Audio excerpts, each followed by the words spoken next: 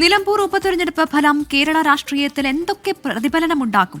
ചോദ്യങ്ങൾ നിരവധിയാണ്. എല്ലാത്തിനും ഉത്തരം നാളെ ഉണ്ടാകുമോ? ഏതായാലും വോട്ടെണ്ണലിന്റെ ഓരോ മിടുപ്പും പ്രേക്ഷകരിലേക്ക് എത്തിക്കാൻ സർവ്വ സജ്ജീകരണങ്ങളുമായി 24 തയ്യാറായി കഴിഞ്ഞു.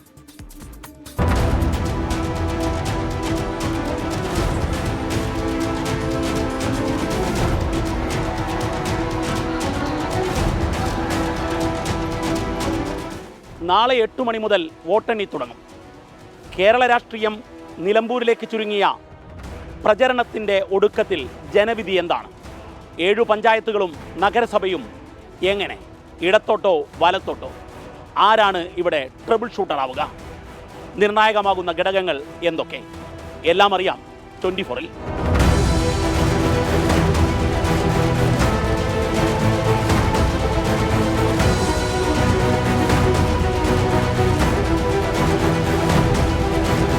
ആദ്യമെണ്ണുക വഴിക്കടവ് പഞ്ചായത്തിലെ വോട്ടുകൾ. UDF ശക്തികേന്ദ്രമായി ഇവിടെ. പക്ഷേ കഴിഞ്ഞ നിയമസഭാ തെരഞ്ഞെടുപ്പിൽ LDF നേരിയ വോട്ടിന് ലീഡ് ചെയ്തു. 3 റൗണ്ട് എണ്ണിത്തീരുമ്പോഴേക്കും വഴിക്കടവിൻ്റെ ട്രെൻഡ് അറിയാം. അതുപക്ഷേ നിലമ്പൂരിൻ്റെ വിധി നിർണ്ണയിക്കുമോ?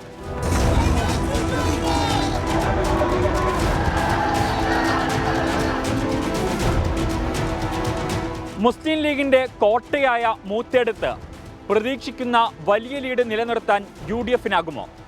അൻവർ മൂത്തേടത്ത് ഫാക്ടറാകുമോ?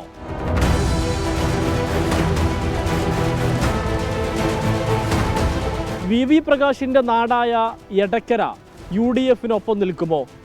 ആര്യാടൻ ഷൗക്കത്തിനെ വിവാദങ്ങൾ ബാധിക്കുമോ?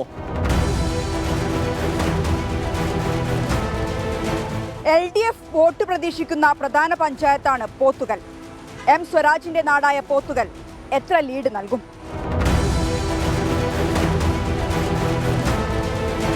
തിരഞ്ഞെടുപ്പിന് തൊട്ടു മുൻപ് അട്ടിമറി നടന്ന ചുങ്കത്തറ പഞ്ചായത്തിലെ നിലവിലെ ഭരണം UDFന്.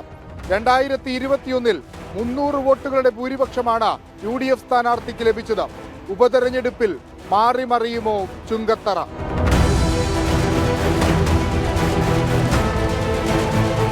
ലീഗിനും UDFനും ഒപ്പം നിന്ന കരുളായി കഴിഞ്ഞ തവണ LDFന് നൽകി.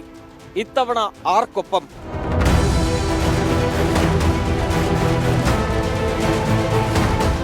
അമരമ്പലം LDFന്റെ കോട്ടയെന്ന് വിശേഷിപ്പിക്കാം. അവസാനം എണ്ണുന്ന ബൂത്തുകൾ അമരമ്പലം പഞ്ചായത്തിലേതാണ്. LDFനൊപ്പം കട്ടയ്ക്ക് നിൽക്കുമോ അമരമ്പലം?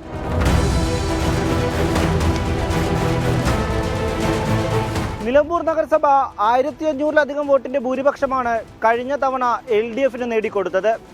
ഇത്തവണ LDFും UDFും ശക്തമായ പ്രചാരണമാണ് നഗരസഭ കേന്ദ്രീകരിച്ച് നടത്തിയത്.